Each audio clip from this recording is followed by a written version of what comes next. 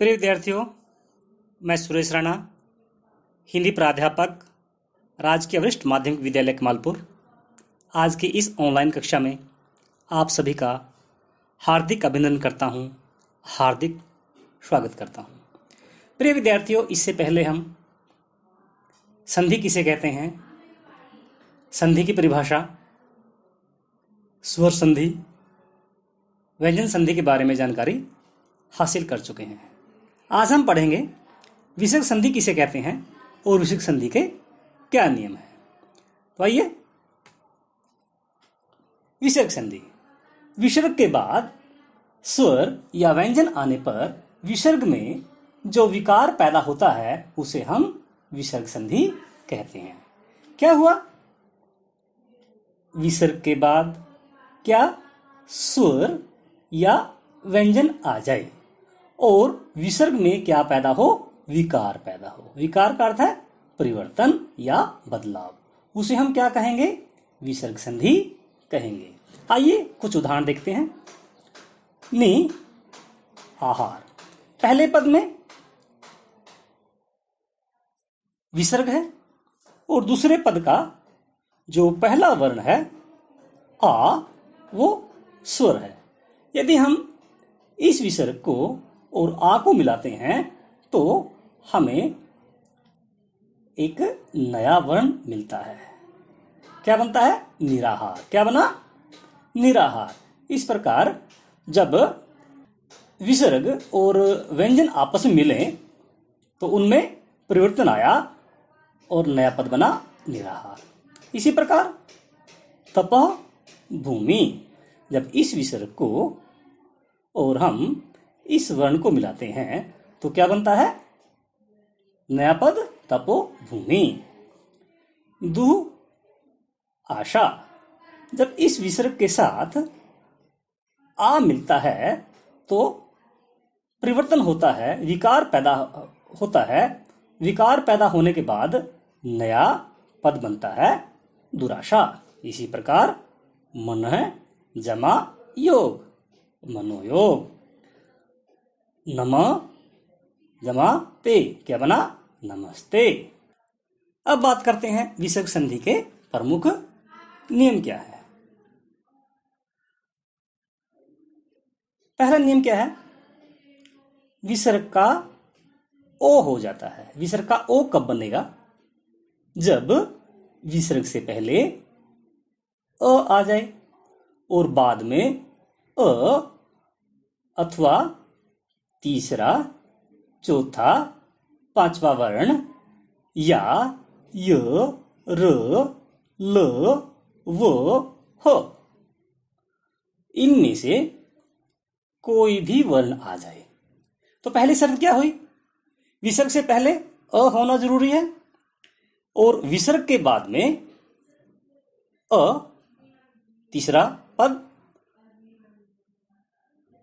तीसरा वर्ण, चौथा वर्ण, पांचवा वर्ण या य, र, ल, व, ह आ जाए तो जो विसर्ग है उसका क्या बन जाता है?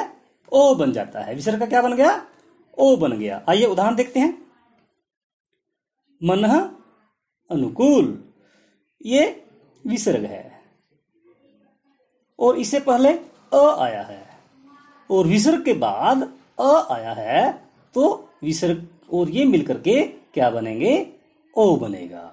इसी प्रकार अध गति, विसर्ग आया है, विसर्ग से पहले अ आया है, ग तीसरे, चौथे, पांचवें वर्ण में से एक वर्ण है।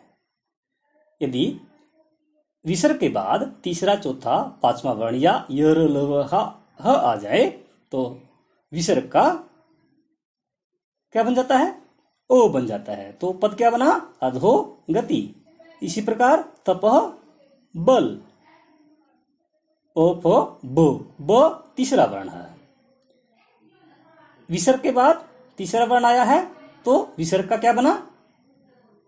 ओ बन गया। तो नया पद क्या मिला हमें? तपोबल। क्यों? क्योंकि मेरा नियम यही कहता है। इसी प्रकार पय द, विसर्ग आया है, विसर्ग के बाद द आया है, क्या बना? त्योद।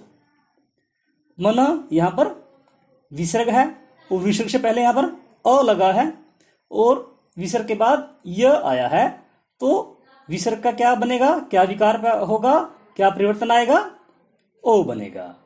तो क्या बना? मनोयोग। इसी प्रकार मन है जमा रथ, क्या बना? मनोरथ। विसर्ग का श हो जाता है। विसर्ग का स कब होगा? विसर्ग से पहले कोई स्वर हो, बाद में च, छ या श आ जाए। कैसे? नी के बाद विसर्ग आया है, च आया है, तो च किसमें बदल गया? श में बदल गया। किसमें बदल गया? श में। क्या बना? निश्चिंत। इसी प्रकार नी यहां पर क्या है? विसर्ग है और छ आया है। क्या आया है? छ। ये छ किसमें बदलेगा? ये छ नहीं बदलेगा। जो विसर्ग है वो किसे बदलेगा? श में बदलेगा। किसे बदलेगा? श में बदलेगा। और पद क्या बना? निश्चल। इसी प्रकार दु शासन, श आया है और ये विसर्ग है, किसे बदल जाएगा? श में बदल जाएगा। तो इस प्रकार से क्या हुआ?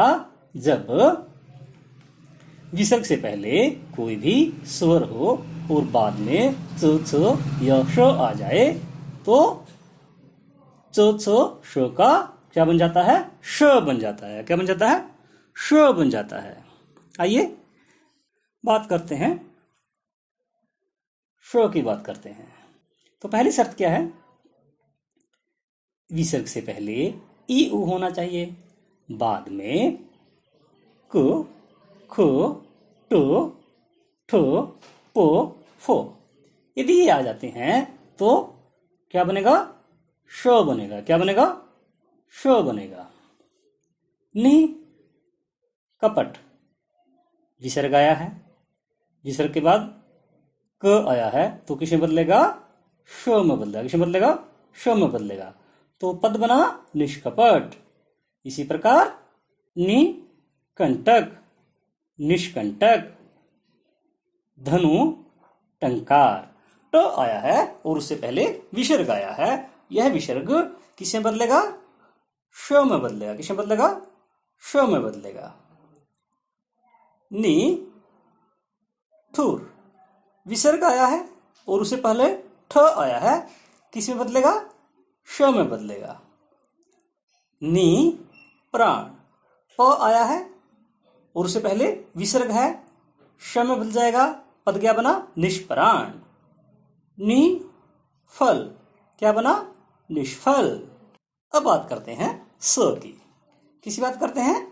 स की। स किस प्रकार से बनेगा?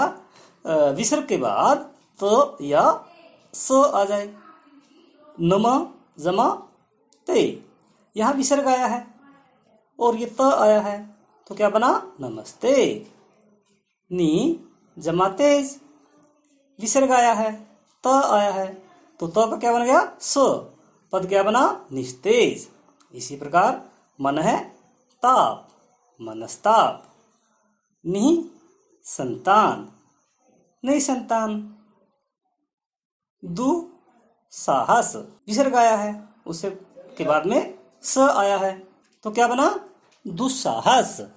तो प्रिय विद्यार्थियों, आज हमने जाना विसर्ग संधि किसे कहते हैं, विसर्ग संधि के नियम क्या है। तो आज के लिए इतना ही काफ़ी। नए विषय के साथ जल्दी हाजिर होते हैं। तब तक के लिए बहुत बहुत धन्यवाद। जल्दी मिलते हैं अगली नई वीडियो के साथ।